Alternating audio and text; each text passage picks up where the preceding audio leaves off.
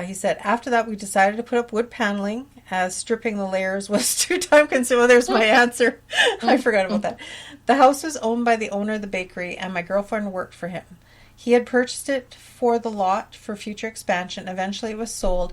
The new credit union was built on the site, and the house was moved off the lot intact. So, wow, yeah, that's Jay's really story. cool. Thanks, Jay.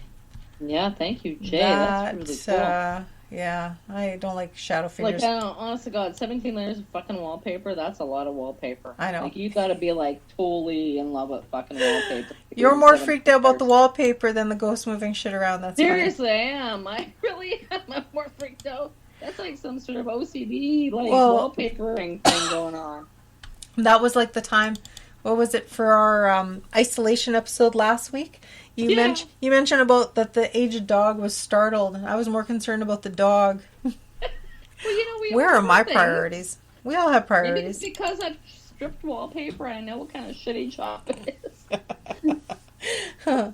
17 layers is almost like some sort of like curse. It's like a curse. That's going to be your residual haunting. Pick your residual haunting now. If I ever go to like some sort of demon portals of hell, it'll be like the 18th circle is like wallpaper. See, no shit. All right. So, and we had just a short one from Steve, our third story for the evening. Yeah, I gotta find Steve. Steve, where are you? Steve. Oh, Steve, I found you. Steve. Drinking a Schweppes. Oh, his wife found it. Oh. She found our post. She found our post. Steve's wife. Thank you. Steve's wife. Thank you, Mrs. Steve. Yeah, Mrs. Steve, awesome sauce. I guess we can go back and forth on this one again. It's just like a shorty. It's a shorty, but a goodie. I'll start at the beginning. Since you conversed. You go first, How about I start? You go right ahead. It says, from Steve from Gimli, Manitoba, it says, my wife saw a post on Facebook about your podcast, and as a truck driver, I listen to a lot, so she suggested it to me, and I have a Gimli story. Perfect. Yay for suggesting. Like, your wife rocks, by the way. That's right. I love your wife.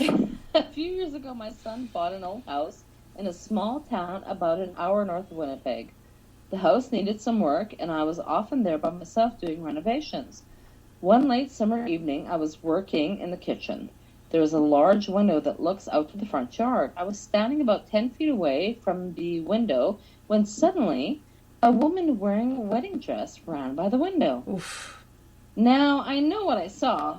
I've never questioned it. It was so sure of what I saw, I went outside to see her.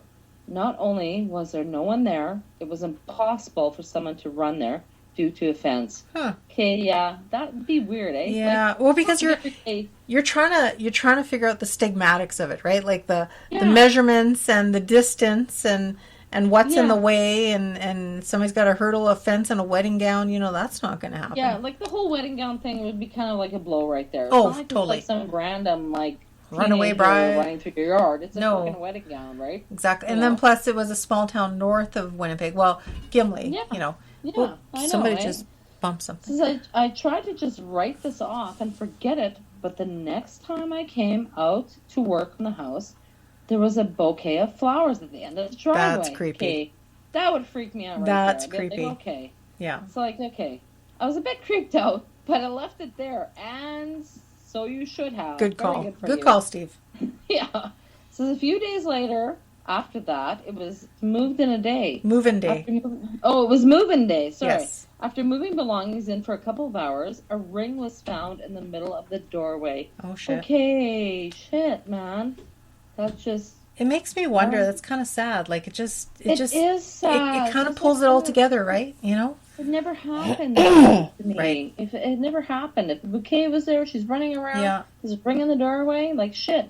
Maybe she was stood up at the altar or something, right? Maybe. Yeah. Or maybe he died before he got there, right? Or maybe she did. It was a cheap ring, but it resembled what would have been given as an engagement ring. It didn't belong to any of us. Also, in a shed on the property was an old church organ. I didn't like that part. Honestly, No. I'm not saying the ghost. I'm not saying the ghost wouldn't or didn't freak me out in the story with all the remnants to go with it, but the church organ kind of just pulls it together. Like ask some questions of him.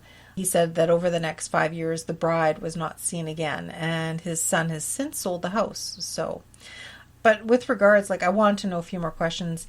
He didn't quite answer, but that's okay. Like, you know, he said, feel free to answer or message if you have any other questions, and I don't want to bother him because he's a trucker. I thanked him for his time, for doing what he does to get us all through, you know, this COVID thing. Not sure what he's transporting. I mean, who knows?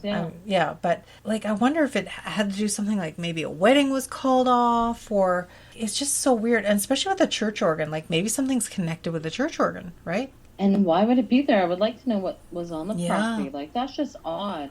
Exactly. You know? So, but he said, sorry, go ahead.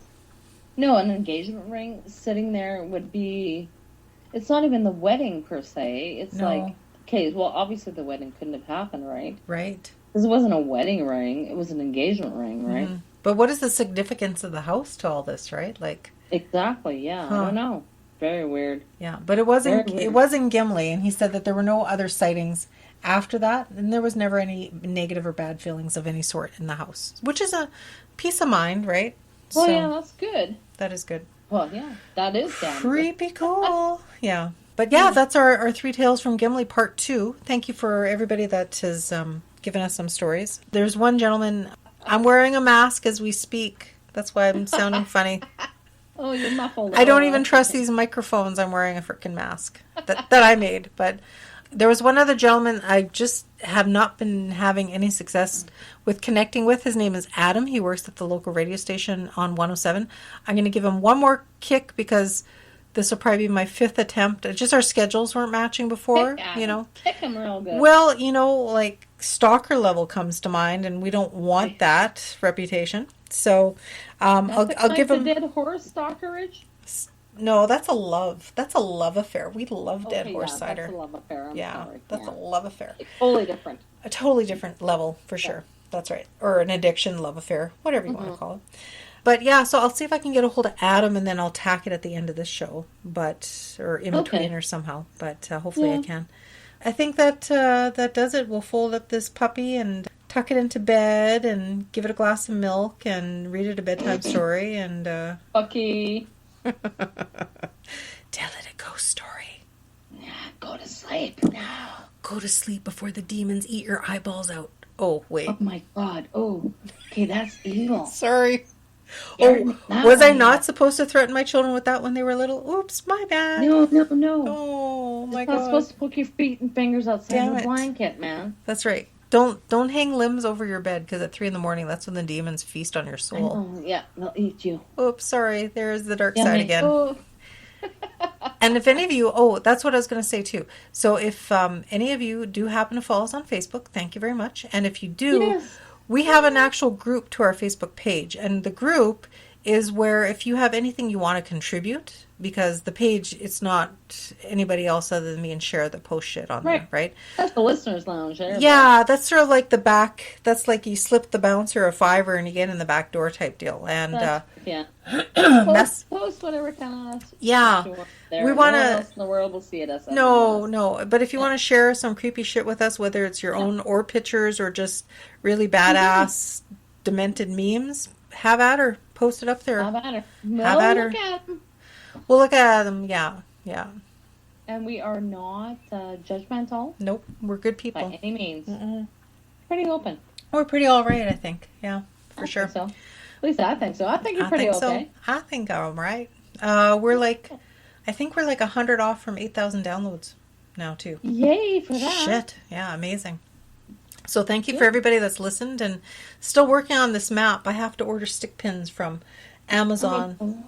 You know what? I have to make an Amazon order so I can order some. Shoot me sure. I have to order a new case for my iPad because it's broken. Oh shit! And it doesn't.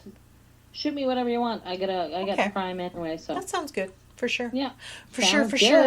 But email us at Givinguptheghostpodcast@gmail.com. That's right. And contact us. Pick up the phone. Don't be alone. No, don't phone. We've been through this, Sherry. No, don't call. Get the busy signal.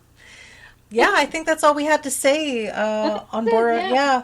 So many more good episodes coming up in the works. We got a couple in the kitty now. This will put us through for a couple weeks. And And if you have any ideas, suggestions, or anything you want to hear anything more about, or if you've got a house that is a little creepola and something's there's bad juju or something not right happening there, we'll give it a shot if it's in the Winnipeg area, possibly surrounding areas, and if it's built anything before the 60s, like 1900ish and up. Yeah. I can do some research and maybe we'll get you some answers. So, Yeah, and I like to do my census stuff, except their whole entire freaking server was down today. Yay! Yeah, for weird. Server downage. Nobody's got better things to do than research shit, right? I guess so. I guess. Let's research our ancestry. Yeah. I don't know, man. Sherry is the yin to my yang, the peanut butter to my chocolate, my stars to the moon. I don't know, whatever. Coke to whiskey? I don't know. Whiskey on whiskey. I have a conflict with that. Okay, I'm sorry. That's all right. It's all right. So we'll sign off at this point. Thank you again for joining us. And as always, live every day like it is your last.